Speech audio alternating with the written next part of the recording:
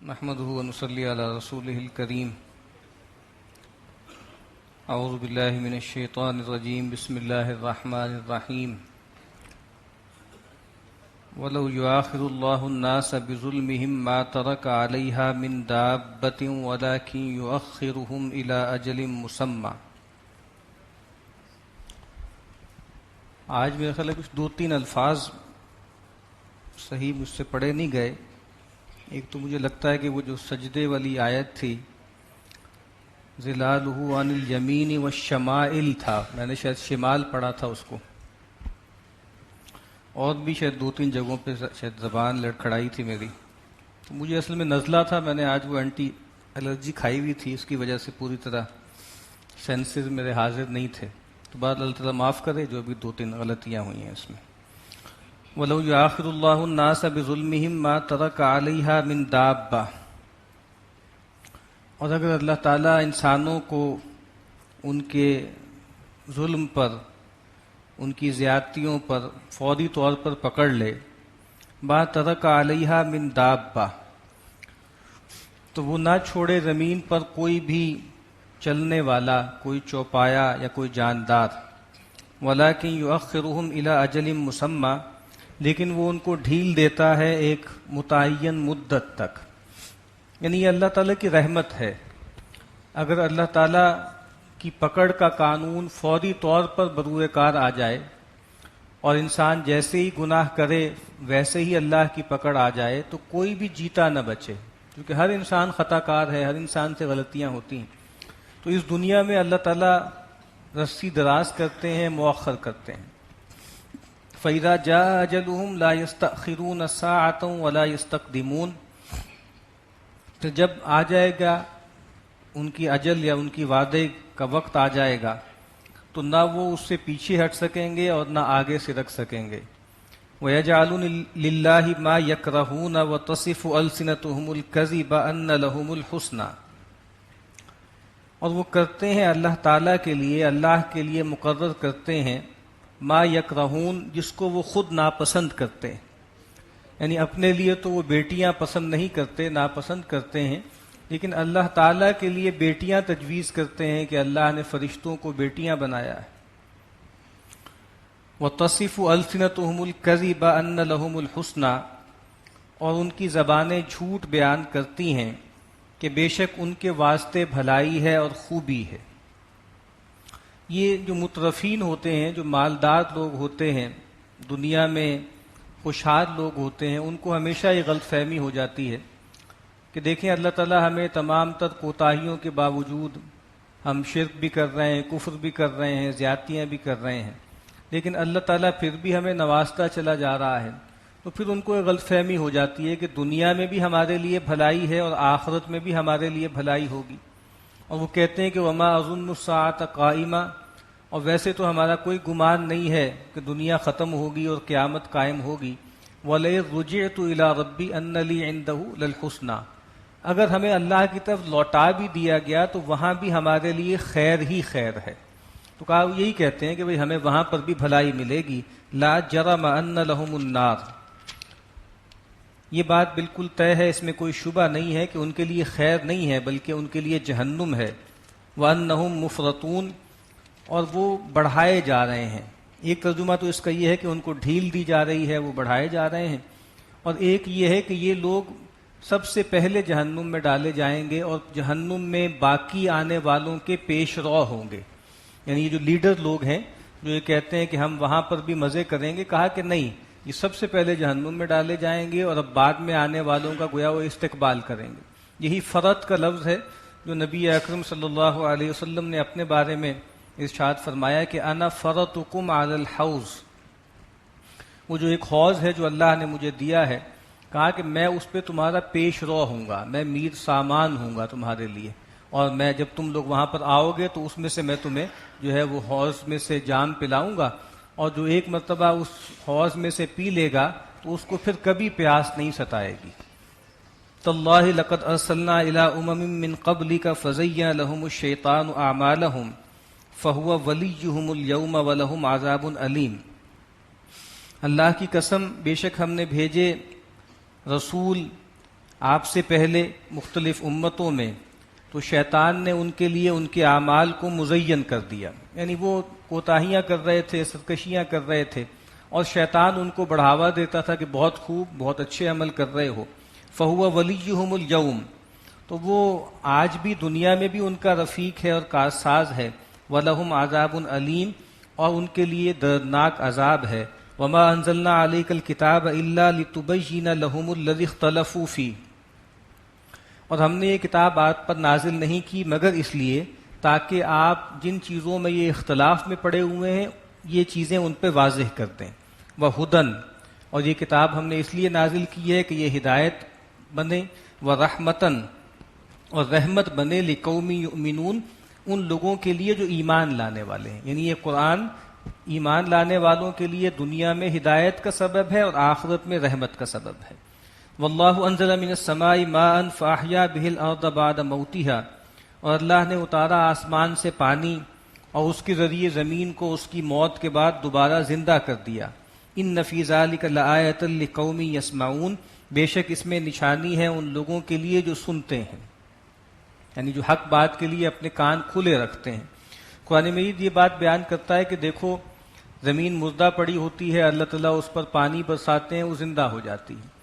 تو اے لوگو، اگر تم بھی یہ محسوس کرو کہ بدکاریوں کی وجہ سے، شرک اور کفر کی وجہ سے تمہارے دل مردہ ہو گئے ہیں، تو اللہ تعالیٰ قرآن کی بارش کر رہا ہے تمہارے قلوب پر، تو اس قرآن کے ذریعے تم بھی اپنے دلوں کو زندہ کر لو اور دوبارہ سے اپنے اندر زندگی پیدا کر لو۔ وَإِنَّ لَكُمْ فِي الْأَنْعَامِ لَعِبْرَةً، اور بے شک تمہارے لیے جو چوپائے ہیں، مویشی ہیں، ان میں عبرت ہے، بہت سبق ہے۔ نسقیکم مما فی بطونہ من بین فرث ودم لبنا خالصا سائغا للشاربین، جو کچھ ان کے پیٹ میں ہے ہم اس میں سے تمہیں پلاتے ہیں، اور کیا ہے؟ من بین فرث ودم، ایک طرف جو ہے گوبر ہے، ایک طرف لہو ہے، لبنن، ان دو کے درمیان سے ہم تمہیں خالص پاک جو ہے وہ دودھ نکال کے پلاتے ہیں، خالصاً جو ستھرا ہے، سائغا للشاربین، پینے والوں کے لیے بہت خوشگوار ہے۔ یعنی آپ دیکھیے کہ جو ہے وہ گائے ہے یا بکری ہے، وہ چارہ کھا رہی ہے، اس چارے سے خون بھی بن رہا ہے، اس سے گوبر بھی بن رہا ہے، اور اسی سے اللہ تعالیٰ دودھ بھی پیدا کرتے ہیں۔ وَمِن ثَمَرَاتِ النَّخِيلِ وَالْأَعْنَابِ، اور اسی طریقے سے جو کھجوروں کے میوے ہیں اور انگور ہیں، تَتَّخِذُونَ مِنْهُ سَكَرًا، کھجور سے اور انگور سے تم نشہ آور چیزیں بھی بناتے ہو، وَرِزْقًا حَسَنًا، اور اچھی ستھری صاف ستھری روزی بھی حاصل کرتے ہو۔ یعنی کھجور سے بھی شراب بنائی جاتی تھی اور انگور سے بھی شراب بنائی جاتی تھی۔ اب چونکہ یہ مکی صورت ہے، ابھی ظاہری بات ہے شراب کی حرمت نہیں آئی، لیکن ابتدائی طور پر ایک بات واضح کر دی کہ جو ہے تم اچھی چیزیں بھی بناتے ہو، شربت بھی بناتے ہو اور چیزیں بھی، شیرہ بھی بناتے ہو، لیکن تم اس میں سے شراب بھی بناتے ہو۔ تو رزقاً حسنا کہہ کے یہ بات واضح کر دی کہ جو تم جو ہے وہ نشہ آور چیزیں بناتے ہو، کشید کرتے ہو کھجور سے یا کشمش سے یا جو ہے انگور سے، وہ رزق حسن نہیں ہے، وہ پاکیزہ جو ہے مشروب نہیں ہے۔ ان فی ذلک لآیۃ لقوم یعقلون، بے شک اس میں نشانی ہے ان لوگوں کے لیے جو عقل رکھتے ہیں۔ وَأَوْحَى رَبُّكَ إِلَى النَّحْلِ، اور وحی کی آپ کے رب نے شہد کی مکھی کی طرف۔ یہ جو وحی ہے یہ جبلی وحی ہے، اللہ نے اس کو بنایا، ایسا ہے، ایسا پروگرام کیا ہے، ایسا کنڈیشن کیا ہے۔ ان اتخذی من الجبال بیوتا، کہ بنا لو اپنے چھتے، اپنے گھر جو ہے پہاڑوں میں، ومن الشجر ومما یعرشون، اور درختوں میں بھی اپنے چھتے بنا لو، اور یہ جو بیلیں لوگ چڑھاتے ہیں اس میں بھی چھتے بنا لو۔ ثم کلی من کل الثمرات، اور پھر ہر طرح کے جو ہے وہ میوے ان کا رس چوسو۔ فسلکی سبل ربک ذللا، اور پھر چلو اپنے رب کی طرف سے جو متعین رستے ہیں جو اللہ نے تمہارے لیے بالکل ہموار کر دیے ہیں، پست کر دیے ہیں، اس پہ بے تکلف چلو۔ یعنی یہ جو شہد کی مکھیاں ہوتی ہیں ان کے ہاں پورا ایک نظام ہے متعین، ان کے جو ہے روٹ ہوتے ہیں، ان کی ایک ملکہ ہوتی ہے جس کو یعصوب کہتے ہیں، وہ اس کی پیروی کرتے ہیں۔ تو کہا کہ اللہ نے وحی کی ہے کہ مختلف جو ہے وہ پھولوں سے اور جو ہے وہ پھلوں سے جو ہے ان کا جو ہے وہ رس چوسو اور پھر شہد پروڈیوس کرو۔ یخرج من بطونها شراب مختلف الوانہ، اور ان کے پیٹوں سے اللہ تعالیٰ نکالتے ہیں مختلف رنگوں کا ایک مشروب، یعنی شہد، فیہ شفاء للناس، اس میں لوگوں کے لیے شفا ہے، یعنی شہد جو ہے وہ بہت سے امراض کے لیے شفا کا کام دیتا ہے۔ ان فی ذلک لآیۃ لقوم یتفکرون، بے شک اس میں نشانی ہے ان لوگوں کے لیے جو تفکر کرتے ہیں، جو دھیان کرتے ہیں۔ قرآن مجید میں سورہ محمد میں ایک جگہ پر مختلف بات بتائی گئی ہیں کہ جنت کے جو چشمے ہوں گے، تو وہاں ہے کہ فیہا انہار من ماء غیر آسن وانہار من لبن لم یتغیر طعمہ وانہار من خمر لذۃ للشاربین وانہار من عسل مصفی۔ 4 تذکرے ہیں، ایک تو پانی، بالکل ستھرا پانی، اور ایسی نہریں جو دودھ کی ہیں، ایسا دودھ جس کا ذائقہ متغیر نہیں ہوتا، اور نہریں ایسی شراب کی کہ جو بہت ہی لذیذ ہیں پینے والوں کے لیے، اور نہریں بہت ہی صاف شفاف شہد کی۔ تو آپ دیکھیں قرآن مجید میں بھی یہاں پر بھی ان 4 چیزوں کا تذکرہ ہے، بالکل اسی ترتیب سے۔ پہلے پانی کا تذکرہ ہے، پھر دودھ کا تذکرہ ہے، اس کے بعد شراب کا تذکرہ ہے، اس کے بعد شہد کا تذکرہ ہے۔ اور اس میں بھی دیکھیے کہ ترتیب ہے، پہلے کہا گیا کہ نشانی ہے ان لوگوں کے لیے جو سنتے ہیں، پھر کہا کہ اس کے لیے نشانی ہے جو عقل سے کام لیتے ہیں، پھر کہا کہ اس کے لیے نشانی ہے جو تفکر کرتے ہیں۔ یعنی ابتدائی درجے میں بس جو لوگ عام طور پہ چیزوں کو دیکھتے ہیں تو بس کوئی آدمی بات بتا دے اس کو سمجھ لیتے ہیں، اس کے لیے نشانی ہے۔ لیکن اس سے اگلا مرتبہ یہ ہے کہ جو عام طور پر عقلی ایک میتھڈ ہوتا ہے کہ چیزوں کو دیکھ کر اس کے نتائج تک پہنچنا، یہ تعقل ہے، اور تفکر اس سے آگے کی چیز ہے۔ تو گویا یہاں پر بھی یہ کہا جا رہا ہے کہ تم اللہ تعالیٰ کی جو نعمتیں ہیں ان کو، اللہ کی اس دنیا میں جو نشانیاں ہیں، ان سے خالص جو ہے وہ شراب کشید کرو، اور حکمت کی جو ہے وہ شہد کشید کرو، اور اللہ کی معرفت حاصل کرو۔ واللہ خلقکم ثم یتوفاکم، اور اللہ ہی ہے جس نے تمہیں پیدا کیا پھر وہی تمہیں موت دیتا ہے۔ ومنکم من یرد الی ارذل العمر لکی لا یعلم بعد علم شیئا، اور تم میں سے بعض وہ بھی ہیں جن کو وہ لوٹا دیتا ہے ایک نکمی عمر کی طرف، تاکہ وہ بہت کچھ جاننے کے بعد بالکل بے سمجھے ہو جائیں۔ یعنی یہ بھی اللہ تعالیٰ کی شان ہے کہ انسان پیدا ہوتا ہے، وہ کچھ نہیں جانتا، پھر وہ آگے بڑھتا ہے، بالغ ہوتا ہے، بہت کچھ سیکھتا ہے۔ لیکن بہت سے لوگ ہوتے ہیں کہ ایسی عمر کو پہنچ جاتے ہیں کہ جس سے بلکہ ان کی مت ماری جاتی ہے، اتنا کچھ پڑھنے پڑھانے کے باوجود بالکل دیوانے ہو جاتے ہیں۔ ہمارے یہاں بھی آپ دیکھیے پچھلی صدی میں یعنی اس کی شروع میں یعنی بہت بڑے بڑے لوگ تھے، بہت بڑا جرمن فلسفی تھا فریڈرک نیٹشے، وہ بہت اس نے تصنیفات کی، بہت بڑا خطیب تھا، لیکن آخری 12 سال بالکل ہی وہ باولا گیا تھا، اس کی مت ماری گئی۔ ہمارے ہاں اردو ادیبوں میں محمد حسین آزاد صاحب بہت بڑے ادیب تھے، لیکن آخری عمر میں بالکل وہ بھی سٹھیا گئے تھے۔ تو کہا کہ اللہ تعالیٰ دکھاتے ہیں کہ اصل علم اللہ ہی کے پاس ہے، انسان بہت کمزور ہے، بہت کچھ جاننے کے بعد ایک دم ایسا وقت آتا ہے کہ آدمی بالکل بے علمہ ہو جاتا ہے۔ اور اللہ کے نبی صلی اللہ علیہ وسلم نے اس سے پناہ مانگی ہے کہ اللہم انی اعوذ بک ان ارد الی ارذل العمر، کہ اللہ میں اس سے پناہ طلب کرتا ہوں کہ مجھے اس نکمی عمر کی طرف لوٹا دیا جائے۔ ان اللہ علیم قدیر، بے شک اللہ تعالیٰ علم والا، قدرت والا ہے۔ واللہ فضل بعضکم علی بعض فی الرزق، اور اللہ تعالیٰ نے فضیلت دی ہے تم میں سے بعض کو بعض پر رزق کے معاملے میں، یعنی سب کو ایک جگہ پر نہیں رکھا، کسی کو اونچا رکھا، کسی کو کم رکھا۔ فَمَا الَّذِينَ فُضِّلُوا بِرَادِّ رِزْقِهِمْ عَلَى مَا مَلَكَتْ أَيْمَانُهُمْ فَهُمْ فِيهِ سَوَاءٌ، تو وہ لوگ کہ جن کو بڑائی دی جاتی ہے وہ نہیں ایسا کرتے کہ جو رزق اللہ نے ان کو دیا ہے وہ سارا کا سارا لوٹا دیں ان لوگوں کو جو ان کے ملک یمین ہیں۔ یعنی ایک طرف مالک ہیں، ان کے پاس بہت مال ہے، ایک طرف مملوک ہیں جو تہی دست ہیں۔ تو کیا دنیا میں ایسا ہوتا ہے کہ جو مالدار لوگ ہیں وہ سارا کا سارا جو ہے وہ اپنے مملوکوں کو دے دیں، فہم فیہ سوا، اور وہ برابر ہو جائیں اس میں، یعنی مالک اور مملوک جو ہے ملکیت میں برابر ہو جائیں؟ افبنعمت اللہ یجحدون، تو کیا تم اللہ کی نعمت کا انکار کرتے ہو؟ یعنی دنیا کے جو عارضی مالک ہیں وہ اپنے غلاموں کے ساتھ یہ نہیں کرتے کہ ان کو اپنی مملکت میں، اپنی جو بھی امپائر ہے اس میں شریک کر لیں۔ تو اللہ کے بارے میں تم نے کیا گمان کیا ہے کہ اللہ تعالیٰ اپنی جو ہے وہ بادشاہی میں، اپنی حکومت میں اپنے غلاموں کو شریک کر لے گا؟ واللہ جعل لکم من انفسکم ازواجا، اور وہی ہے اللہ ہی ہے جس نے تمہارے لیے پیدا کیا، تمہاری اپنی جانوں میں سے، تمہاری قسم میں سے جوڑے، عورتیں پیدا کی۔ وجعل لکم من ازواجکم بنین وحفدا، اور تمہیں دیے تمہاری بیویوں سے بیٹے بھی دیے اور بیٹوں کے بیٹے یعنی پوتے بھی دیے۔ ورزقکم من الطیبات، اور اس نے تمہیں پاکیزہ روزی دی، کھانے کو ستھری چیزیں دیں۔ افبالباطل یؤمنون وبنعمت اللہ ہم یکفرون، تو کیا تم باطل پر ایمان رکھتے ہو، اللہ کی نعمت جو ہے اس کا کفران کرتے ہو، ناشکری کرتے ہو؟ وَيَعْبُدُونَ مِن دُونِ اللَّهِ مَا لَا يَمْلِكُ لَهُمْ رِزْقًا مِّنَ السَّمَاوَاتِ وَالْأَرْضِ شَيْئًا وَلَا يَسْتَطِيعُونَ، اور اللہ کو چھوڑ کر یہ پوچھتے ہیں ایسی ہستیوں کو جو آسمانوں اور زمین میں کسی بھی رزق کا اختیار نہیں رکھتے، کوئی مختار نہیں ہے وہ، وَلَا يَسْتَطِيعُونَ، اور وہ کچھ بھی قدرت نہیں رکھتے۔ فَلَا تَضْرِبُوا لِلَّهِ الْأَمْثَالَ، تو دیکھو اللہ تعالیٰ کے لیے مثالیں نہ دیا کرو۔ ان اللہ یعلم وانتم لا تعلمون، بے شک اللہ جانتا ہے تم نہیں جانتے۔ عام طور پہ شرک جو در آتا ہے نا وہ اسی طرح آتا ہے کہ قیاس کرنا شروع کر دیتے ہیں کہ دیکھیں اللہ بھی ایک بادشاہ ہے، دنیا کے بھی بادشاہ ہوتے ہیں، کون سا بادشاہ ہے جس کے مصاحبین نہ ہو، جس کے وزیر نہ ہوں؟ کون سا ایسا بادشاہ ہے جو خود سے سارے فیصلے کرتا ہو؟ کون سا ایسا بادشاہ ہے جو اپنے مصاحبین کی بات کو رد کر سکے؟ تو اللہ بھی جیسے ایک بادشاہ ہے، اس کے بھی مصاحب ہیں، اس کے بھی وزیر ہیں۔ اسی طریقے سے اللہ بھی، اسی طرح اللہ انسان ہوتا ہے، انسان کی بیوی ہوتی ہے، بچے ہوتے ہیں، تو اللہ تعالیٰ بھی ایسے ہیں۔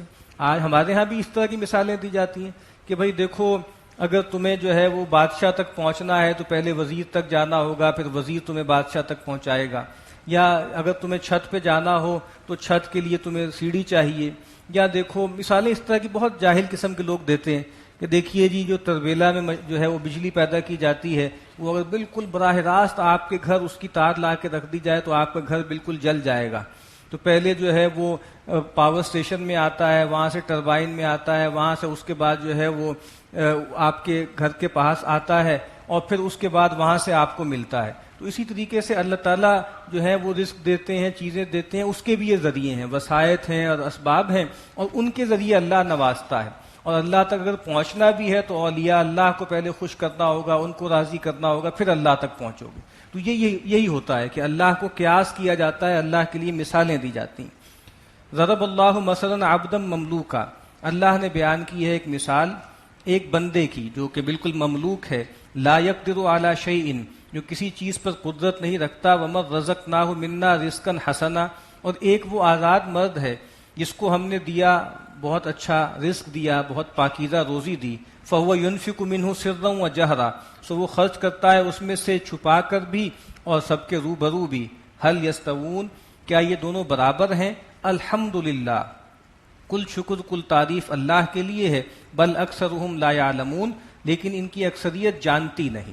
یعنی ایک طرف وہ غلام ہے جو اپنا اختیار بھی نہیں رکھتا، ایک طرف آزاد ہے کہ جو روزی دیتا ہے اور جس کو ہم نے روزی دی ہے اور وہ خرچ کرتا ہے دن رات۔ تو کہا کہ ایک طرف یہ بت ہیں جو خود مملوک ہیں، کسی قابل نہیں ہے، اور ایک طرف اللہ ہے جو صبح و شام جس کے ہاتھ کھلے ہوئے ہیں اور وہ انفاق کرتا ہے، کیا یہ دونوں برابر ہو سکتے ہیں؟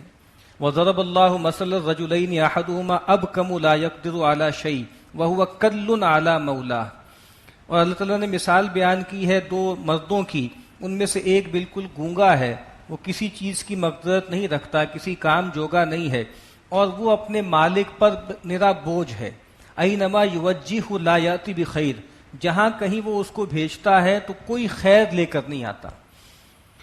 حل یستوی ہوا، کیا یہ برابر ہو سکتا ہے اس کا، ومن یأمر بالعدل، اس کے کہ جو حکم کرتا ہے عدل و انصاف کا، وہو علی صراط مستقیم، اور وہ خود سیدھی راہ پر ہے۔ یہ دو لوگ ہیں، ایک وہ شخص ہے کہ جو سیدھی راہ پر ہے اور عدل کا حکم دیتا ہے، اور ایک وہ غلام ہے جو بالکل ہی گونگا ہے، لا خیرہ ہے، کبھی کوئی خیر اس نے پروڈیوس نہیں کی۔ تو اس میں ایک طرف تو یہ ہے کہ ایک طرف اللہ ہے اور ایک اللہ کی مخلوقات ہیں، ان کو تم جمع کر رہے ہو، ایک طرف تمہارے بت ہیں جو کسی جوگے نہیں ہیں، کچھ نہیں کر سکتے، ایک طرف اللہ ہے جو سب کو نوازتا ہے، اور دوسری طرف کیا ہے کہ ایک طرف وہ بندے ہیں اللہ کے جن کو اللہ نے نوازا ہے، بہت کچھ دیا ہے، اور وہ لوگوں میں خیر بانٹتے ہیں، یعنی اللہ کے پیغمبر ہیں اور رسول ہیں، اور ایک طرف یہ جھوٹے معبود ہیں جو کسی جوگے نہیں ہیں، کسی کو کوئی خیر پہنچا نہیں سکتے۔ وَلِلَّهِ غیب السماوات والارض، اور اللہ ہی کے پاس سارے بھید ہیں آسمانوں کے اور زمین کے۔ وما امر الساعۃ الا کلمح البصر او هو اقرب، اور جو آخرت کا معاملہ ہے وہ تو بس ایسے ہے کہ جیسے پلک جھپکنا یا اس سے بھی قریب، یعنی اللہ تعالیٰ کے لیے اس دنیا کا خاتمہ اس دنیا کی بساط لپیٹنا کچھ مشکل نہیں ہے، بس ایک پلک جھپکنے میں، بلکہ اس سے بھی پہلے اللہ تعالیٰ اس پوری دنیا کا خاتمہ کر دیں گے۔ ان اللہ علی کل شیء قدیر، بے شک اللہ تعالیٰ ہر چیز پر قادر ہیں۔ واللہ اخرجکم من بطون امہاتکم لا تعلمون شیئا، اور اللہ تعالیٰ نے تمہیں نکالا تمہاری ماؤں کے پیٹوں سے، تم کچھ نہیں جانتے تھے۔ انسان کا بچہ جب پیدا ہوتا ہے ظاہری بات ہے اس کا علم بہت ناقص ہوتا ہے۔ وَجَعَلَكُمُ السَّمْعَ وَالْأَبْصَارَ وَالْأَفْئِدَةَ، اور اس نے تمہارے لیے مہیا کی سماعت اور بصارت اور افئدہ یعنی دل، اس کو انٹلیکٹ کہتے ہیں۔ اللہ نے تمہیں یہ فیکلٹیز دی کہ سنو، چیزوں کو دیکھو اور اس کو پروسیس کر کے نتیجہ نکالو۔ لعلکم تشکرون، اور یہ سب کس لیے دیا؟ تاکہ تم شکر مانو، احسان مانو۔ الم یروا الی الطیر مسخرات فی جو السماء، یہ بار بار مطالبہ کرتے ہیں حسی معجزے کا، کیا وہ نہیں دیکھتے اڑتے ہوئے پرندے کو جس کو ہم نے مسخر کیا ہے ہوا کے اندر؟ ما یمسکہن الا اللہ، اس کو ہوا میں کون روکے ہوئے ہے سوائے اللہ کے؟ ان فی ذلک لآیات لقوم یؤمنون، بے شک اس میں نشانیاں ہیں ان لوگوں کے لیے جو یقین کرتے ہیں۔ واللہ جعل لکم من بیوتکم سکنا، وہی ہے اللہ جس نے تمہارے لیے تمہارے گھروں میں سکونت کی جگہ فراہم کی، تمہارے بسنے کی جگہ فراہم کی۔ وجعل لکم من جنود الانعام بیوتا، اور اس نے بنا دیے تمہارے لیے چوپایوں کی کھال سے بھی گھر، یعنی ان کی کھال سے چمڑا ہے اس کے ذریعے خیمے بنتے ہیں۔ تستخفونہا یوم ظعنکم و یوم اقامتکم، وہ گھر کے جو بہت ہلکے ہیں، پورٹیبل ہیں، تم ان کو لے لیتے ہو اس دن میں بھی کہ جو تمہارے سفر کے ہوتے ہیں اور تمہاری اقامت کے بھی ہوتے ہیں، یعنی ایک تو اینٹ گارے کا گھر ہوتا ہے اور ایک بالکل پورٹیبل خیمے ہوتے ہیں جہاں جاتے ہو ساتھ لے جاتے ہو۔ ومن اسواقفیہا، اور بھیڑوں کی اون سے، واوباریہا، اور اونٹوں کے روؤں سے، واشعاریہا، اور بکریوں کے بالوں سے، اساساً ومتاعا الی حین، کتنے ہی اسباب اور کتنی ہی استعمال کی چیزیں ایک مقرر مدت تک تم بنا لیتے ہو۔ اس سے اون حاصل ہوتی ہے، اس سے تم فیبرک بناتے ہو، اس سے چمڑا حاصل ہوتا ہے، اس سے اور چیزیں حاصل ہوتی ہیں، بہت کچھ تم کرتے ہو۔ واللہ جعل لکم مما خلق ظلالا، اور اللہ تعالیٰ نے تمہارے لیے بنا دیا ان چیزوں میں سے جو اس نے پیدا کی ہیں سائے، چیزوں کے سائے ہیں، درخت ہے اس کا سایہ ہے، پہاڑ ہیں ان کے سائے ہیں۔ اور خاص طور پر یہ چیز جو ہے جو قرآن مجید کے اولین مخاطبین تھے ان کے لیے بہت معنی خیز تھی کہ ان کے لیے سایہ جو ہے وہ بہت قیمتی چیز ہوتی تھی۔ وَجَعَلَ لَكُم مِّنَ الْجِبَالِ أَكْنَانًا، اور اس نے بنائے تمہارے لیے پہاڑوں میں چھپنے کی جگہ، غار بنائے جس میں تم رہتے رہے۔ وَجَعَلَ لَكُم سَرَابِيلَ تَقِيكُمُ الْحَرَّ وَسَرَابِيلَ تَقِيكُمْ بَأْسَكُمْ، اور اس نے تمہارے لیے بنا دیے کرتے جو تمہیں بناتے ہیں گرمی سے۔ اور بس ایک چیز ذکر کر دی، دوسری چیز انڈرسٹوڈ ہے، جو تمہیں تپش سے، باد سموم سے بھی بچاتے ہیں اور تمہیں ٹھیر سے اور ٹھنڈ سے بھی بچاتے ہیں۔ وَسَرَابِيلَ تَقِيكُمْ بَأْسَكُمْ، اور ایسے کرتے بھی اللہ نے تمہیں فراہم کیے ہیں جو تمہاری حفاظت کرتے ہیں جنگ میں، یعنی تم زرہیں بناتے ہو اور جستی جو ہے وہ کپڑ جو ہے وہ تو کرتے بناتے ہو۔ کذالک یتم نعمتہ علیکم لعلکم تسلمون، اسی طریقے سے اللہ تعالیٰ اتمام کرتا ہے تم پر اپنی نعمتوں کا تاکہ تم فرما برداری اختیار کرو، تاکہ تم حکم مانو۔ فإن تولوا، پھر اگر یہ سب نعمتیں پا کر بھی یہ لوگ روگردانی کریں، فإنما علیک البلاغ المبین، تو اے نبی آپ کے ذمے تو واضح طور پر کھول کر سنا دینا ہے، پہنچا دینا ہے۔ یعرفون نعمت اللہ ثم ینکرونہا، یہ پہچانتے ہیں اللہ کی نعمتوں کو اور پھر جانتے بوجھتے اس کے منکر ہو جاتے ہیں۔ وَأَكْثَرُهُمُ الْكَافِرُونَ، اور ان کی اکثریت جو ہے وہ ناشکرے لوگوں پر مشتمل ہے۔ وَيَوْمَ نَبْعَثُ مِن كُلِّ أُمَّةٍ شَهِيدًا، اور اس دن کو یاد کرو جس دن ہم ہر امت میں ایک گواہ کو اٹھائیں گے۔ ثُمَّ لَا يُؤْذَنُ لِلَّذِينَ كَفَرُوا وَلَا هُمْ يُسْتَعْتَبُونَ، اور پھر کوئی اجازت نہیں ہوگی ان لوگوں کو جنہوں نے کفر کیا، اور نہ ہی ان سے توبہ کروائی جائے گی، ان کو مہلت نہیں دی جائے گی، ان کے لیے نہ کوئی بولنے کا موقع ہوگا، نہ معذرت کا موقع ہوگا، نہ ان کو یہ موقع دیا جائے گا کہ وہ اللہ کو راضی کر لیں، منا لیں۔ وَإِذَا رَأَى الَّذِينَ ظَلَمُوا الْعَذَابَ فَلَا يُخَفَّفُ عَنْهُمْ وَلَا هُمْ يُنظَرُونَ، اور جب یہ ظالم دیکھیں گے عذاب کو تو نہ ان سے اس عذاب کو ہلکا کیا جائے گا اور نہ ان کو ڈھیل دی جائے گی۔ وَإِذَا رَأَى الَّذِينَ أَشْرَكُوا شُرَكَاءَهُمْ، اور جب دیکھیں گے مشرکین اپنے شریکوں کو، قالوا ربنا هؤلاء شركاؤنا الذين كنا ندعو من دونك، تو پکار اٹھیں گے کہ اے ہمارے رب، یہ ہمارے شریک ہیں جن کو ہم تیرے سوا پکارا کرتے تھے۔ فَأَلْقَوْا إِلَيْهِمُ الْقَوْلَ إِنَّكُمْ لَكَاذِبُونَ، تو وہ لوگ جن کو یہ کہیں گے نا کہ ہم ان کو پوچھتے تھے، وہ ان پر الٹے پڑ جائیں گے، ان کی بات ان پر لوٹا دیں گے اور کہیں گے کہ تم جھوٹ بولتے ہو، تم ہماری بندگی نہیں کرتے تھے۔ وَأَلْقَوْا إِلَى اللَّهِ يَوْمَئِذٍ السَّلَمَ، اور اس دن وہ اللہ کے آگے سپر ڈال دیں گے۔ آج تو اللہ کے رسول ان سے کہہ رہے ہیں، درخواست بھی کر رہے ہیں، ان کو طرح طرح سے دعوت دے رہے ہیں، آج یہ اکڑ کے کھڑے ہوئے ہیں، اس دن یہ سپر ڈال دیں گے، بالکل اپنے آپ کو جھکا دیں گے۔ وَضَلَّ عَنْهُمْ مَا كَانُوا يَفْتَرُونَ، اور جو کچھ یہ جھوٹ باندھتے ہیں، شرک کرتے ہیں، یہ سب ان سے کھویا جائے گا۔ الذين كفروا وصدوا عن سبيل الله زدناهم عذابا فوق العذاب بما كانوا يفسدون، وہ لوگ کہ جنہوں نے کفر کیا اور خود بھی رکے اور دوسروں کو بھی روکا اللہ کی راہ سے، ہم ان کو بڑھا دیں گے ایک عذاب، اس سے اور اونچا عذاب ان کو ہم دیں گے، اس سے بڑا عذاب دیں گے، بسبب اس شرارت کے جو کرتے تھے، جو فساد وہ مچاتے تھے۔ وَيَوْمَ نَبْعَثُ فِي كُلِّ أُمَّةٍ شَهِيدًا عَلَيْهِمْ مِنْ أَنفُسِهِمْ، اور وہ دن کہ جس دن ہم ہر امت میں ایک گواہ لے کر آئیں گے جو انہی میں سے ہوگا اور ان کے خلاف گواہی دے گا۔ رسول کو بلائیں گے اور کہیں گے کہ بتاؤ کیا تم نے میرا پیغام پہنچا دیا تھا۔ وَجِئْنَا بِكَ شَهِيدًا عَلَى هَؤُلَاءِ، اور اے نبی ہم آپ کو گواہ بنا کر لائیں گے ان لوگوں کے خلاف جو آپ کے مخاطبین ہیں۔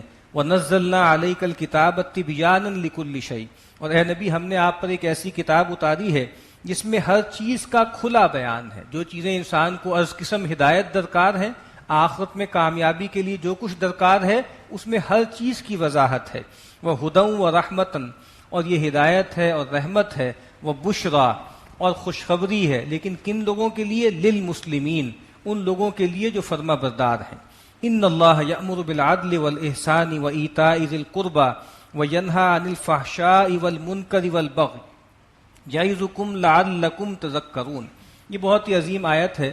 سیدنا عبداللہ ابن مسعود رضی اللہ تعالی عنہ کہا کرتے تھے کہ ان اجمع آیت فی القرآن للخیر والشر ھذا، کہ قرآن مجید میں تمام اچھائیوں اور بھلائیوں کو جمع کرنے والی آیت یہ ہے قرآن میں، جس میں گویا ہر خیر کو اللہ نے جمع کر دیا، ہر برائی کو واضح کر دیا۔ بے شک اللہ تعالیٰ تمہیں حکم دیتا ہے عدل کا اور احسان کا اور قرابت داروں کو دینے کا۔ تو عدل کا مطلب ہوتا ہے انصاف کرنا، جس کا جو ڈیو بنتا ہے وہ دے دینا، کوئی زیادتی نہ کرنا۔ احسان کا ایک مطلب عدل کے ریفرنس سے ہوتا ہے کہ احسان یہ ہے کہ جس کا جو ڈیو بنتا ہے اس سے زیادہ دے دینا، اور کسی کے ذمے آپ کا بنتا ہے اس کو چھوڑ دینا، یہ احسان ہے۔ اور ویسے احسان خوب کاری کو بھی کہتے ہیں، ہر کام میں خوبصورتی کو، ایکسلنس کو اچیو کرنا۔ اور ایک احسان کا مطلب یہ بھی ہے کہ انسان اللہ تعالیٰ کی بندگی ایسے کرے گویا کہ وہ اس کو دیکھ رہا ہے، اور قرابت داروں کو دینے کا اللہ حکم دیتا ہے۔ وَيَنْهَى عَنِ الْفَحْشَاءِ وَالْمُنْكَرِ وَالْبَغْيِ، اور وہ منع کرتا ہے، روکتا ہے بے حیائی سے اور منکر سے، نامعقول کاموں سے اور سرکشی سے۔ ہمارے ہاں پرانا یہ تصور ہے، اور یہ یونان سے چلا آ رہا ہے۔ ہمارے جو فلاسفہ اخلاق ہیں وہ بھی یہ بتاتے ہیں کہ انسان میں 3 طرح کی قوتیں ہوتی ہیں، ایک قوت شہوانی ہوتی ہے یا قوت شہوی ہوتی ہے، اور ایک قوت غضبی ہوتی ہے، اور ایک قوت عقلی ہوتی ہے، اور ان تینوں کو جو ہے انسان کو کنٹرول میں رکھنا ہے۔ تو جب انسان کی جو شہوانی قوت ہے اور جو شہوت ہے وہ حد سے آگے نکلتی ہے تو پھر فحش پیدا ہوتا ہے، بے حیائی پیدا ہوتی ہے، اور جب قوت غضب آگے بڑھتی ہے، وہ حدوں سے نکلتی ہے، تو پھر سرکشی پیدا ہوتی ہے، ظلم، زیادتی، انتقام پیدا ہوتا ہے، اور جو قوت عقلی ہے جب وہ لمٹ سے نکلتی ہے تو انسان نامعقول کام کرنے لگتا ہے، غیر معروف چیزوں کو اختیار کرنے لگتا ہے۔ تو یہاں ان تینوں چیزوں کا تذکرہ ہے کہ اللہ تعالیٰ منع کرتا ہے بے حیائی سے، فحش کاموں سے، اور ایسی باتوں سے جو معروف نہیں ہیں، جو غیر معقول ہیں، اور دوسروں پر زیادتی کرنے سے، سرکشی کرنے سے۔ یعظکم لعلکم تذکرون، وہ تمہیں نصیحت کرتا ہے شاید کہ تم یاد رکھو، شاید کہ نصیحت حاصل کرو۔ وَأَوْفُوا بِعَهْدِ اللَّهِ إِذَا عَاهَدتُّمْ، اور دیکھو اللہ کے عہدوں کو پورا کرو جب بھی تم اللہ سے معاہدہ کرو، عہد کرو۔ وَلَا تَنقُضُوا الْأَيْمَانَ بَعْدَ تَوْكِيدِهَا، اور اللہ سے پختہ قسمیں لینے کے بعد ان کو توڑو نہیں۔ وَقَدْ جَعَلْتُمُ اللَّهَ عَلَيْكُمْ كَفِيلًا، اور تم نے ان عہدوں اور قسموں پر اللہ کو اپنا ضامن بنایا ہوا ہے۔ إِنَّ اللَّهَ يَعْلَمُ مَا تَفْعَلُونَ، جو کچھ کہ تم کرتے ہو اللہ اس سے واقف ہے۔ اب آگے جو آیات آ رہی ہیں ان میں ایسا لگتا ہے کہ اہل کتاب سے گفتگو ہے، خاص طور پہ یہود سے۔ اگرچہ یہ مکی صورت ہے لیکن چونکہ اہل کتاب کا رابطہ تھا اہل مکہ سے اور ان سے جو ہے گفتگو چل رہی ہوتی تھی، تو یہ آیتیں جو آگے کچھ آ رہی ہیں یہود سے متعلق ہیں۔ وَلَا تَكُونُوا كَالَّتِي نَقَضَتْ غَزْلَهَا مِن بَعْدِ قُوَّةٍ أَنْكَاثًا، اور دیکھو اس عورت کی مانند مت ہو جانا کہ جس نے اپنا کاتا ہوا سوت بہت محنت کے بعد اس کو ٹکڑے ٹکڑے کر دیا۔ یعنی جیسے کوئی خاتون ہے باولی سی، پہلے بہت مشکل سے جو ہے وہ سوت کاٹتی ہے، اور جب وہ سوت تیار ہو جاتا ہے، کوئی ملبوس تیار ہو جاتا ہے تو اس کو ٹکڑے ٹکڑے کر دیتی۔ اب یہاں یہود کو بتایا جا رہا ہے کہ تم کتنے اہتمام سے، کتنے عرصے سے پیغمبر آخر الزمان کا انتظار کر رہے تھے، کتنی دور دور سے تم جو ہے وہ کھجوروں والی سرزمین میں آ کر آباد ہوئے تھے۔ تو اب ظاہری بات ہے وہ پیغمبر آ گئے ہیں، ان کا مدینے میں آنے کا وقت بھی قریب ہے، تو کہیں اب یہ نہ کرنا، یہ تو اتنی محنت سے تم نے سارے معاملات کیے ہیں، اس کو ضائع نہ کر دینا۔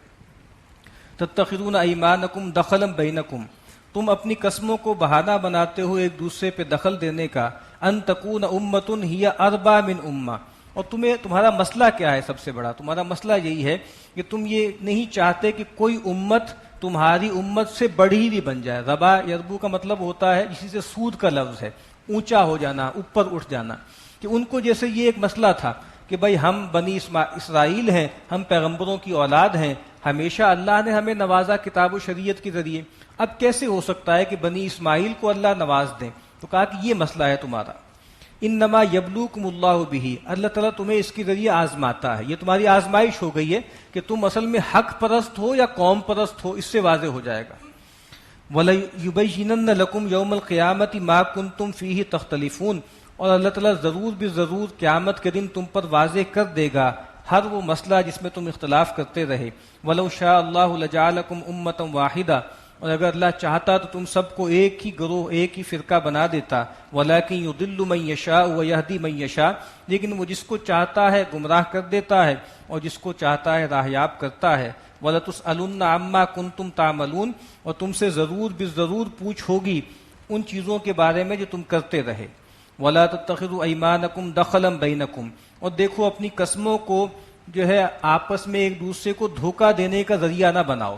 اب خاص طور پہ یہ یہود تھے، اہل کتاب تھے، تو اب مشرکین بھی ان کی طرف جو ہے وہ رجوع کرتے تھے، کہ کہتے تھے کہ بھئی دیکھو ہمارے ہاں ایک نبی آئے ہیں، اور جس طرح تمہارے ہاں نبی اور رسول آتے رہے وہ بھی اسی طرح کی باتیں کر رہے ہیں، تو تم کیا کہتے ہو؟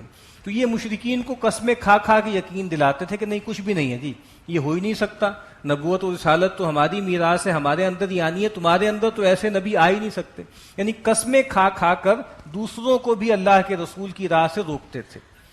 فَتَزِلَّ قَدَمٌ بَعْدَ ثُبُوتِهَا، کہ کہیں ایسا نہ ہو کہ کسی کا جو ہے پائے ثبات اس میں ڈگمگاہٹ آ جائے، یعنی وہ جم گیا تھا اور اس کو تم بچھلا دو، یعنی یہ لوگ ماننے لگے ہیں، پیغمبر کی باتوں سے متاثر ہونے لگے ہیں، تم قسمیں کھا کھا کر وہاں سے ان کو بچھلا رہے ہو۔ وَتَذُوقُوا السُّوءَ بِمَا صَدَدتُّمْ عَن سَبِيلِ اللَّهِ، اور تم چکھو گے بہت بری سزا اس سبب سے کہ تم لوگوں کو اللہ کی راہ سے روکتے تھے۔ یعنی تمہاری سزا عام نہیں ہوگی، ایک تو وہ آدمی ہے جو خود رکتا ہے اللہ کی راہ سے، تم تو جو ہے دوسروں کا وبال بھی اپنے سر لے رہے ہو، دوسروں کو بھی اللہ کی راہ سے روک رہے ہو۔ وَلَكُمْ عَذَابٌ عَظِيمٌ، اور تمہارے لیے بہت بڑا عذاب ہے۔ وَلَا تَشْتَرُوا بِعَهْدِ اللَّهِ ثَمَنًا قَلِيلًا، اور دیکھو اللہ کے عہد کو تھوڑے مول کے عوض فروخت مت کرو۔ یعنی اللہ کا عہد ہے، اسی لیے آپ کو معلوم ہے کہ اس کو کہتے ہی عہد نامہ ہے۔ عہد نامہ قدیم، اولڈ ٹیسٹمنٹ کا ترجمہ یہی ہے کہ عہد نامہ قدیم، اور نیو ٹیسٹمنٹ کو کہتے ہیں عہد نامہ جدید، کہ بار بار اللہ تعالیٰ نے عہد لیے، میثاق لیے، اور خاص طور پہ ہر رسول نے، بنی اسرائیل کے ہر پیغمبر نے نبی اکرم صلی اللہ علیہ وسلم پر ایمان لانے کا عہد لیا کہ دیکھو میں تو اب جا رہا ہوں، لیکن اگر وہ پیغمبر آخر الزمان آ گئے تو تمہیں ان کا ساتھ دینا ہے، ان کی مدد کرنی ہے۔ انما عند اللہ هو خیر لکم ان کنتم تعلمون، جو کچھ اللہ کے یہاں ہے وہ تمہارے لیے بہت بہتر ہے اگر تم جانو۔ تم دنیا کے چھوٹے چھوٹے مفادات کے لیے دین فروشی کر رہے ہو، پیغمبر کی اخبار کو چھپا رہے ہو، حالانکہ جو کچھ اللہ کے پاس ہے اگر حق پرستی کی راہ اختیار کرو گے تو اللہ تمہیں بہت دے گا۔ ما عندکم ینفد وما عند اللہ باق، جو کچھ تمہارے پاس ہے وہ فنا ہونے والا ہے، ختم ہونے والا ہے، اور جو کچھ اللہ کے پاس ہے وہ ہمیشہ رہنے والا ہے، وہ کبھی ختم نہیں ہوگا۔ تم دنیا کے چند ٹکوں کے لیے اللہ کے نبی صلی اللہ علیہ وسلم کی راہ سے لوگوں کو روک رہے ہو، ان کی پروفیسیز کو چھپا رہے ہو دنیا کے مفاد کے لیے، حالانکہ یہ تو کچھ بھی نہیں ہے جو تمہارے پاس ہے، یہ سب فنا ہو جائے گا، جو اللہ کے پاس ہے وہ ہمیشہ رہے گا۔ وَلَنَجْزِيَنَّ الَّذِينَ صَبَرُوا أَجْرَهُمْ بِأَحْسَنِ مَا كَانُوا يَعْمَلُونَ، اور ہم ضرور بے ضرور بدلہ دیں گے ان لوگوں کو جو صبر کریں، ثابت قدم رہیں، اجرہم بِأَحْسَنِ مَا كَانُوا يَعْمَلُونَ، ان کے اچھے کاموں کا جو وہ کرتے رہے۔ اب اس کے لیے بہت صبر چاہیے، اپنی عصبیتوں سے نکلنا اور حق پرستی کی راہ اختیار کرنا، اور اس بات کو قبول کر لینا کہ ٹھیک ہے اللہ نے ہماری نسل کو محروم کر دیا ہے اور کسی دوسری نسل کو اللہ نے نواز دیا ہے، اس کے لیے بہت ثبات چاہیے۔ اسی لیے اللہ کے نبی نے فرمایا کہ اس طرح کے لوگوں کے لیے پھر اجر بھی دوہرا ہے، یہ جو سورہ حدید میں بھی آئے گا یؤتکم کفلین من رحمتہ، کیونکہ ظاہری بات ہے کہ ریزسٹنس زیادہ ہے نا، ان کے لیے قبول کرنا ایک لحاظ سے آسان تھا کہ پہچانتے تھے، لیکن ایک لحاظ سے مشکل بھی تھا کہ اپنی نسل کے علاوہ کسی نبی کو قبول کرنا۔ تو اس لیے کہا کہ اللہ کے نبی نے فرمایا کہ اہل کتاب میں سے کوئی آدمی ایمان لائے گا تو اس کو دوہرا اجر ملے گا، ایک اپنے نبی پر ایمان لانے کا اور ایک مجھ پر ایمان لانے کا۔ فَإِذَا قَرَأْتَ الْقُرْآنَ فَاسْتَعِذْ بِاللَّهِ مِنَ الشَّيْطَانِ الرَّجِيمِ، تو اے نبی جب بھی آپ قرآن مجید پڑھنے لگیں تو اللہ تعالیٰ کی پناہ طلب کر لیں شیطان مردود سے، کیونکہ ہم نے پڑھا ہے ابھی وہ آیت پڑھی تھی کہ شیطان نے کہا تھا نا کہ میں تیری سیدھی راہ پہ بیٹھ جاؤں گا اور ان کے آگے سے بھی آؤں گا، پیچھے سے بھی، دائیں سے بھی، بائیں سے بھی، اور یہ قرآن مجید ہی وہ سیدھی راہ ہے، صراط مستقیم ہے۔ تو کہا کہ یہ شیطان ہے وہ مورچہ لگائے بیٹھا ہے، تو جب بھی آپ قرآن پڑھنے لگیں تو شیطان سے پناہ طلب کر لیں اللہ کی جناب میں۔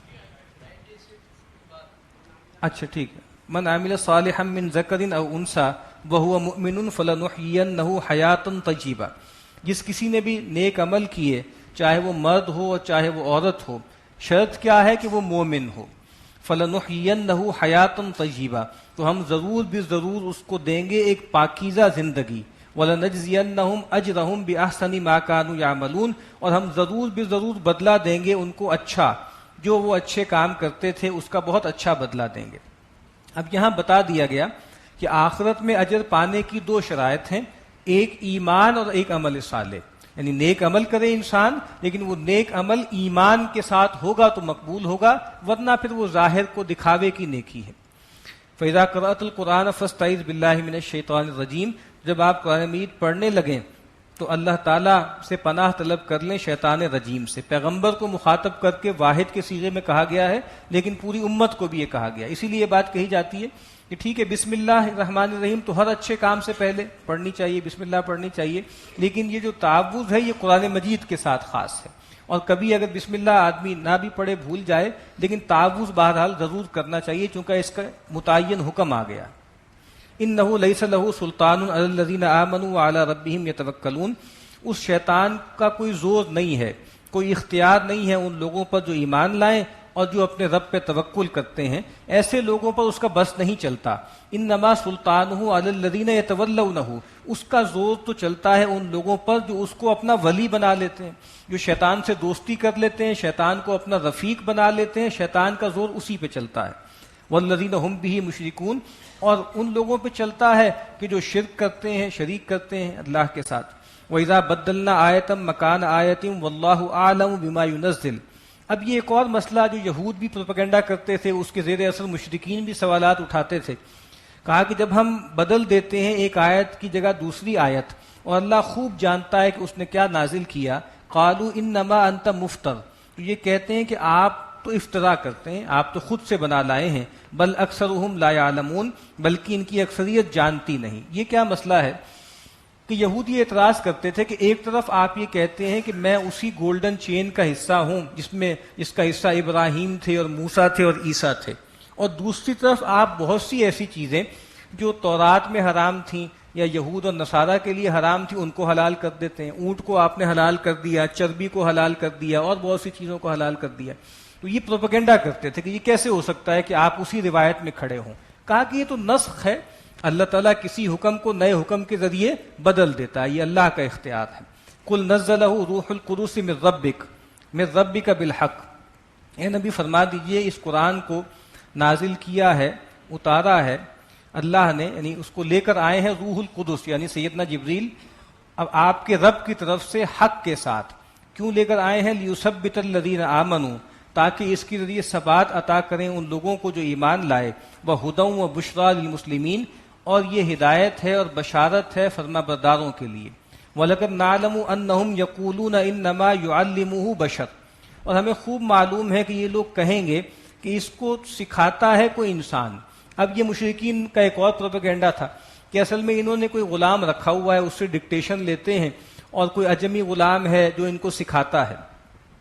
لسان الذی یلحدون الیہ اعجمی، اور اس کی زبان جس کی طرف یہ قرآن کو منسوب کرتے ہیں وہ تو اجمی ہے، وہ تو غیر عرب ہے. وَهَذَا لِسَانٌ عَرَبِيٌّ مُبِينٌ، اور یہ جو قرآن ہے یہ تو بہت کھلی ستھری صاف عربی میں ہے. یعنی عجیب کنٹرڈکشن ہے، ایک طرف یہ کہتے ہیں کہ اجمی غلام گھر میں رکھا ہوا ہے اس سے ڈکٹیشن لیتے ہیں، اور یہ جو قرآن ہے یہ تو لگا ہی نہیں کھاتا اس بات سے، یہ تو بالکل ستھری اور پاک عربی زبان میں اترا ہے. ان الذین لا یؤمنون بآیات اللہ لا یہدیہم اللہ ولہم عذاب علیم. اصل بات یہ ہے کہ بے شک وہ لوگ کہ جو اللہ کی آیات پر ایمان نہیں لاتے، اللہ تعالیٰ ان کو راہیاب نہیں کرتا، وہ پھر ایسی ہی بہکی بہکی باتیں کرتے ہیں. وَلَهُمْ عَذَابٌ علیم، اور ان کے لیے دردناک عذاب ہے. انما یفتری الکذب الذین لا یؤمنون بآیات اللہ. یہ پیغمبر جھوٹ نہیں باندھ رہے اللہ کی طرف، اصل میں تو جھوٹ وہ باندھ رہے ہیں جو اللہ کی آیات پر ایمان نہیں رکھتے.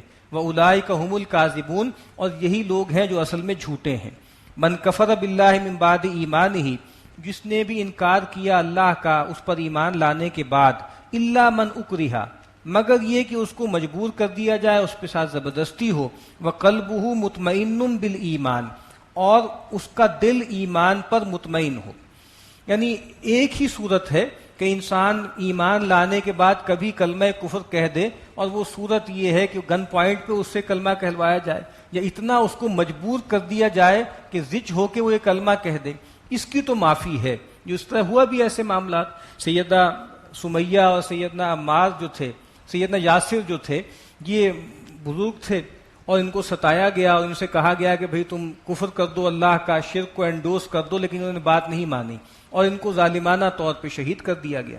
تو ان کے جو صاحبزادے تھے سیدنا عمار، انہوں نے دیکھا تھا اپنے والدین کا بھی حشر، تو ان پہ جب تعذیب ہوئی تو انہوں نے کلمہ کفر کہہ دیا. تو پھر بہت پچھتائے، پیغمبر کے پاس بھی آئے. تو اللہ کے نبی نے پوچھا کہ بھئی جب تم نے کلمہ کفر کیا تھا تو کیا دل میں یقین تھا؟ کہا کہ دل میں تو شائبہ بھی نہیں تھا. تو کہا کہ پھر بے فکر ہو جاؤ، پھر مواخذہ نہیں ہے. اسی طرح اشارہ ہے کہ ایمان لانے کے بعد کفر کرنا جائز نہیں ہے، اس کی آگے سزا بتائی جا رہی ہے. ہاں یہ کہ کسی کو مجبور کر دیا جائے. وَلَٰكِن مَّن شَرَحَ بِالْكُفْرِ صَدْرًا، لیکن جس کا سینہ کفر کے لیے کھل جائے، یعنی پہلے ایمان لایا تھا، اب علی وجہ البصیرت پورے ایمان اور ایقان کے ساتھ کفر کو اختیار کر لے، فَعَلَيْهِمْ غَضَبٌ مِّنَ اللَّهِ، تو ایسے لوگوں پہ اللہ کا غضب ہے. وَلَهُمْ عَذَابٌ عَظِيمٌ، اور ان کے لیے بڑا عذاب ہے. یہ کس لیے ہے؟ ذَلِكَ بِأَنَّهُمْ مُسْتَحَبُّ الْحَيَاةَ الدُّنْيَا عَلَى الْآخِرَةِ، یہ اس وجہ سے ہے کہ ان لوگوں نے ترجیح دی، عزیز رکھی دنیا کی زندگی آخرت کے مقابلے میں. وَأَنَّ اللَّهَ لَا يَهْدِي الْقَوْمَ الْكَافِرِينَ، اور بے شک اللہ تعالیٰ ایسے کافروں کو راہیاب نہیں کرتا. أُولَٰئِكَ الَّذِينَ طَبَعَ اللَّهُ عَلَىٰ قُلُوبِهِمْ وَسَمْعِهِمْ وَأَبْصَارِهِمْ، یہ وہ لوگ ہیں کہ جن کے پر مہر کر دی ہے اللہ نے ان کے دلوں پر، ان کی سماعتوں پر اور بصارتوں پر. وَأُولَٰئِكَ هُمُ الْغَافِلُونَ، اور یہی لوگ ہیں جو بے ہوش ہیں اور غافل ہیں. لَا جَرَمَ أَنَّهُمْ فِي الْآخِرَةِ هُمُ الْخَاسِرُونَ، اور یہ بات بالکل واضح ہے کہ بے شک یہی لوگ ہیں جو آخرت میں خسارہ پانے والوں میں سے ہوں گے.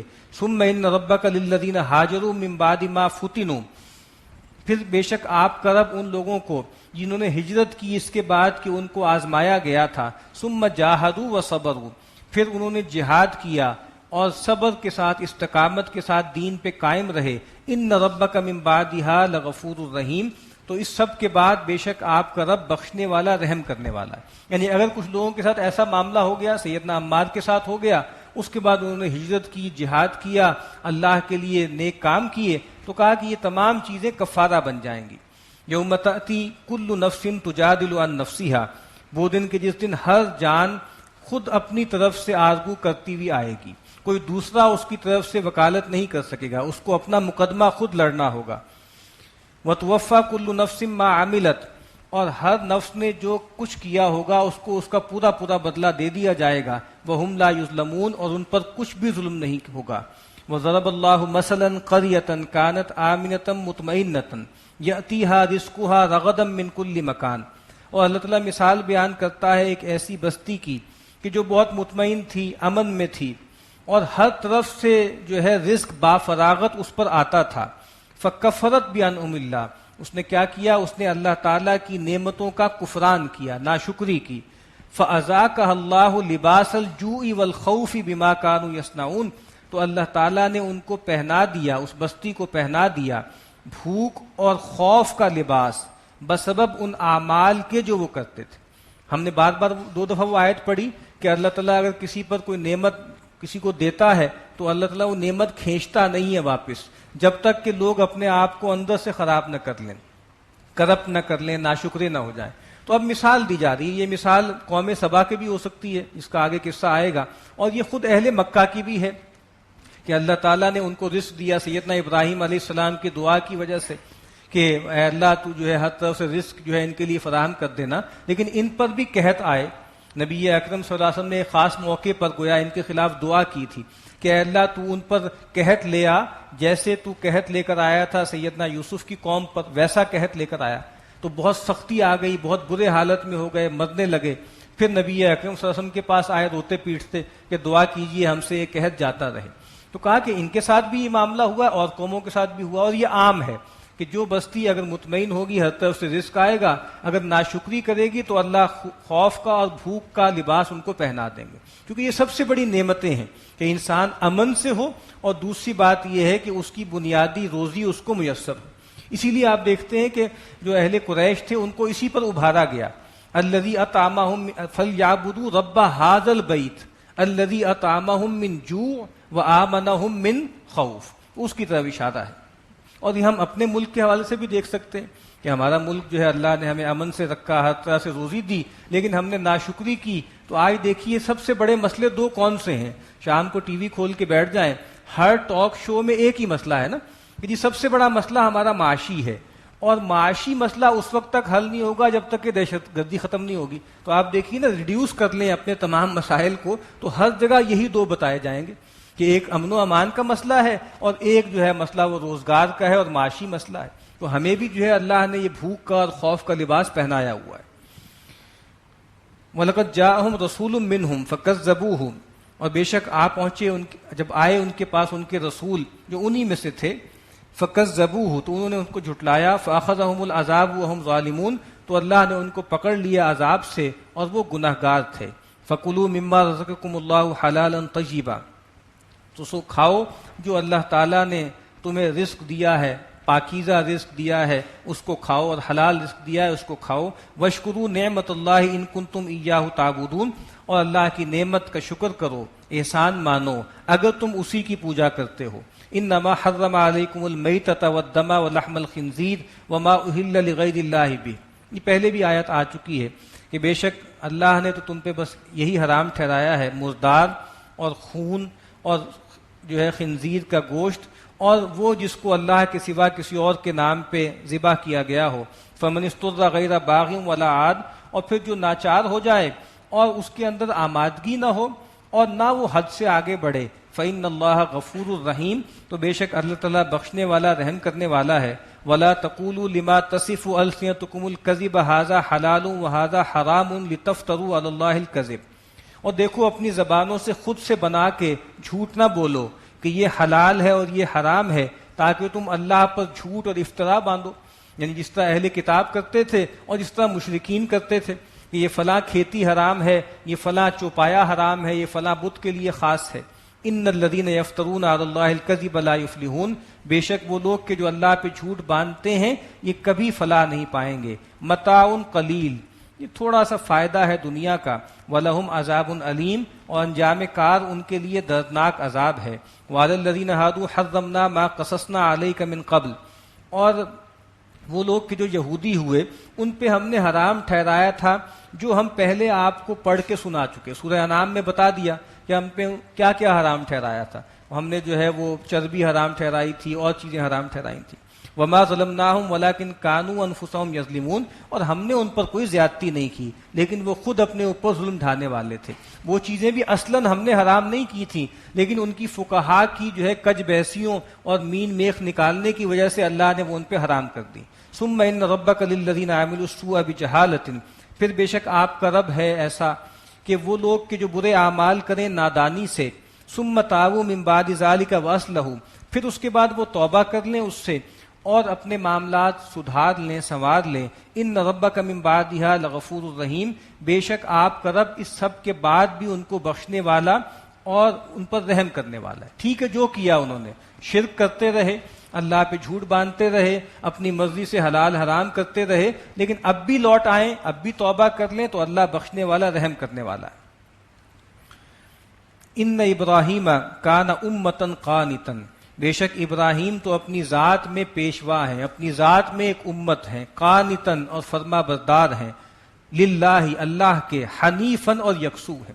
ابراہیم تو اپنی ذات میں ایک امت ہیں اور پیشوا ہیں اور اللہ کے فرما بردار ہیں اور وہ اللہ ہی کی طرف یکسو ہیں. ولم یکو من المشرکین، اور وہ تو مشرکین میں سے نہیں تھے. تم اپنے آپ کو ابراہیم کی طرف منسوب کرتے ہو اور پھر ہر طرف شرک کا کاروبار تم نے گرم کر رکھا ہے.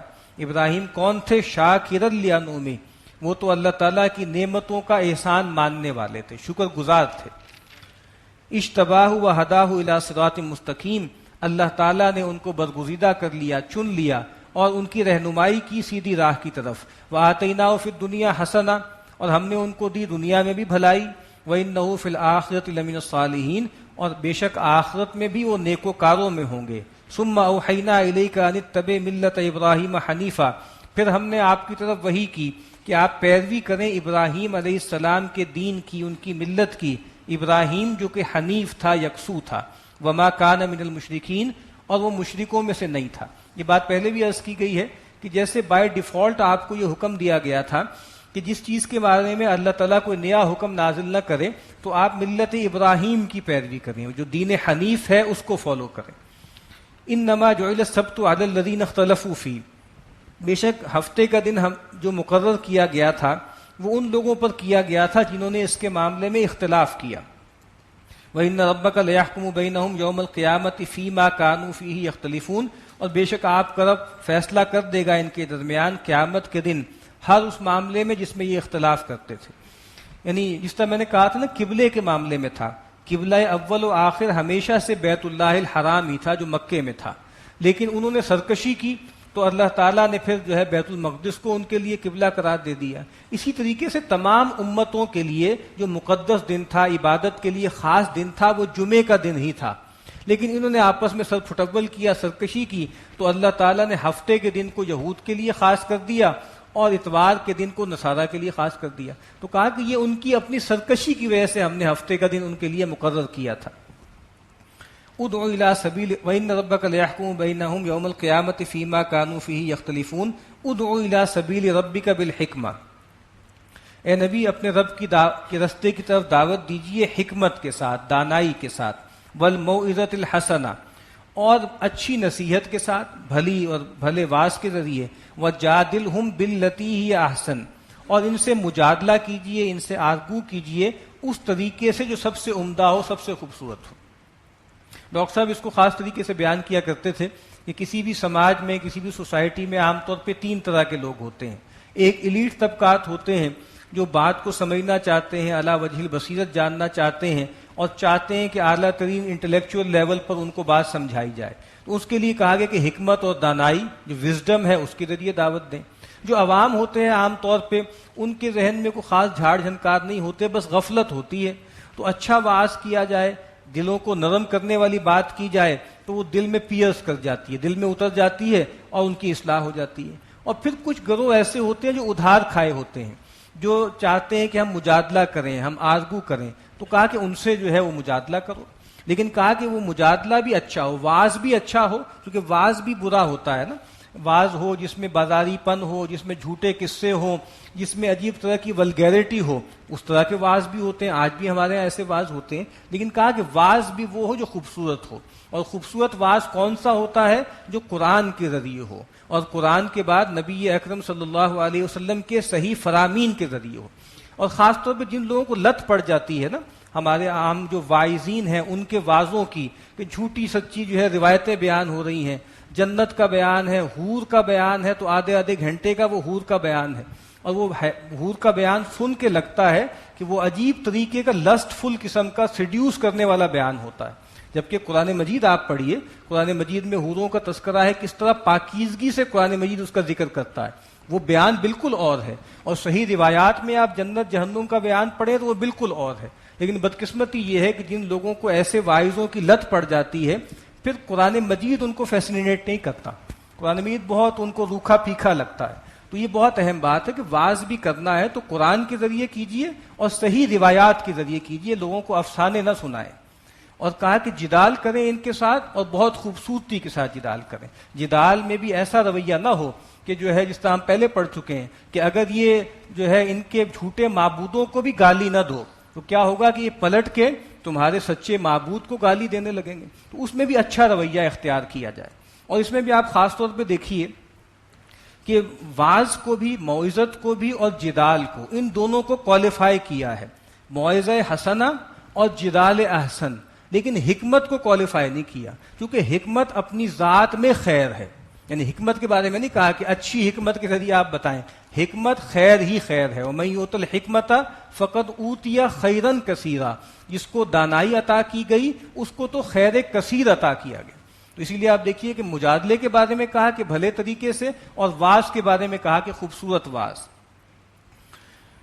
ان ربک هو اعلم بمن ضل عن سبیلہ وهو اعلم بالمہتدین، بے شک آپ کا رب خوب واقف ہے اس سے کہ جو اس کی راہ سے بھٹکا ہوا ہے، اور اس سے بھی کہ جو ہدایت پر ہے۔ وَإِنْ عَاقَبْتُمْ فَعَاقِبُوا بِمِثْلِ مَا عُوقِبْتُمْ بِهِ، اور اگر تم کبھی بدلہ لینا پڑے تمہیں تو ٹھیک ہے بدلہ لے لو، لیکن اتنا ہی لینا جتنا تمہارے ساتھ زیادتی کی گئی ہے، جتنی تمہیں تکلیف پہنچائی گئی۔ وَلَئِنْ صَبَرْتُمْ لَهُوَ خَيْرٌ لِّلصَّابِرِينَ، لیکن اگر تم صبر کرو، ثابت قدم رہو اور جواب نہ دو تو یہ بہت بہتر ہے صبر کرنے والوں کے لیے۔ وَاصْبِرْ وَمَا صَبْرُكَ إِلَّا بِاللَّهِ، اور اے نبی آپ بھی ثابت قدم رہیں، اور آپ کا صبر نہیں ہے مگر اللہ کی طرف سے، یا آپ کا صبر نہیں ہے مگر اللہ کے حکم کے انتظار میں۔ تو یہ صبر کا حکم تھا جو خاص طور پہ مکے میں حکم عام یہی تھا۔ ہمارے ہاں بعض اوقات لوگ جو ہے جب مناظر قسم کے لوگ کمپیریزن کرتے ہیں پرانی کتابوں کا اور پیغمبروں کا اور قرآن کا اور رسول اللہ صلی اللہ علیہ وسلم کا، تو بعض اوقات بے عقلی کی باتیں کرنے لگتے ہیں۔ سیدنا مسیح کی مثال دیتے ہیں کہ دیکھیے جو انجیل ہے اس کی تعلیمات کتنی غیر فطری ہیں، کہ سیدنا مسیح کہتے ہیں کہ اگر کوئی تمہارے دائیں گال پہ تھپڑ مارے تو تم بایاں گال پیش کر دو، کوئی تمہارا اگر جو ہے وہ کرتا اتارے تم اپنا چوغا بھی اس کو دے دو، کوئی تمہیں بیگار میں 1 کوس لے جائے تو اس کے ساتھ 2 کوس چل پڑو۔ تو پھر ہمارے ہاں جو ہے لوگ کہتے ہیں کہ دیکھیں یہ کتنی غیر فطری بات ہے، اسلام میں تو قصاص ہے، اسلام میں تو بدلہ لینا ہے۔ ایسا کچھ بھی نہیں ہے۔ سیدنا مسیح علیہ السلام ان کی پوری زندگی گویا مکی زندگی ہے، ان کی زندگی میں مدینہ نہیں آیا، ان کی زندگی میں اسٹیٹ نہیں آئی، وہ مکی زندگی میں دعوت کی فیز میں ہی دنیا سے چلے گئے۔ تو جو حکم سیدنا مسیح علیہ السلام نے اپنے لوگوں کو دیا تھا، رسول اللہ نے وہی حکم مکے میں لوگوں کو دیا تھا کہ کفوا ایدیکم، یعنی سیلف ڈیفenس میں بھی تمہیں اپنا ہاتھ نہیں بلند کرنا۔ تو یہاں پر بھی یہ کہا جا رہا ہے کہ بھئی ٹھیک ہے پورا بدلہ لے سکتے ہو لیکن صبر کرو، یہ تمہارے لیے بہتر ہے، اور آپ صبر کریں۔ وما صبرک الا باللہ ولا تحزن علیہم، اور اے نبی ان پر زیادہ غم نہ کھائیں، یا یہ لوگ مان نہیں رہے، ایمان نہیں لا رہے، آپ اپنے آپ کو گھلائیں نہیں۔ ولا تک فی ضیق مما یمکرون، اور یہ جو فریب دے رہے ہیں، چالیں چل رہے ہیں، اس کے معاملے میں آپ کا سینہ بھینچے نہ، آپ کا دل تنگ نہ ہو۔ ان اللہ مع الذین اتقوا، یہ تو دنیا کے معاملات ہیں، یہاں اونچ نیچ ہوتی رہتی ہے، لیکن اللہ تعالیٰ ان لوگوں کے ساتھ ہیں جو متقی۔ ایک معیت سب کو حاصل ہے اللہ کی، اللہ تعالیٰ سب کے ساتھ ہے، ہوا معکم اینما کنتم، لیکن ایک معیت خصوصی ہے جو محبت اور نصرت اور التفات کی ہے، وہ اہل تقویٰ کے ساتھ ہے۔ اس دنیا میں اگر ظاہر بات ہے مکے میں مسلمان پٹ رہے تھے، ان پہ ظلم ہو رہا تھا، تو اہل ایمان کے دل میں خیال آ ہی سکتا ہے نا کہ بھئی ہم اللہ کو ماننے والے ہیں، اللہ کو پوجنے والے ہیں، اور ہمیں مار پڑ رہی ہے، اور یہ اللہ کے ساتھ شرک کرتے ہیں اور یہ مزے کر رہے ہیں، تو یہ کیا ہو رہا ہے؟ کہا کہ نہیں، یہ تو آزمائش ہے۔ اصل میں اللہ متقین کے ساتھ ہے، ان اللہ مع الذین اتقوا، بے شک اللہ تعالیٰ ان لوگوں کے ساتھ ہیں جو پرہیزگار ہیں، والذین هم محسنون، اور اللہ تعالیٰ ان لوگوں کے ساتھ ہیں جو خوب کار ہیں۔ بارک اللہ لی ولکم فی القرآن العظیم ونفعنی وإیاکم بالآیات۔